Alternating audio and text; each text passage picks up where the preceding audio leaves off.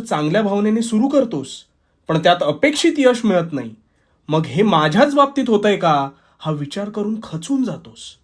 मुळात तुला वाटतं की तू आज एखादी गोष्ट सुरू केलीस की अल्पावधीत तुला यश मिळेल. इथेच तू चुकतोस. अरे फळाची अपेक्षा न करता कार्य करत राहा. धडपडशील, लागेल, पण हे सगळं तुला पचवावंच लागेल.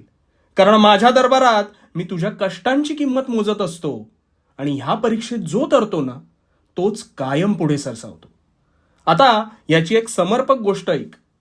दोन मित्रांना एका ठिकाणी हिऱ्याची खाण आहे असं कळलं आणि क्षणाचाही विलंब न लावता त्यांनी आशेने तिथे खणायला सुरुवात केली. बराच वेळ झाल्यानंतर दोघांच्याही हाती काहीच लागलं नाही.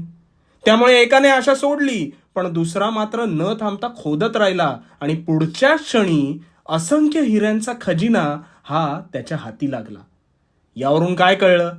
अरे जिथे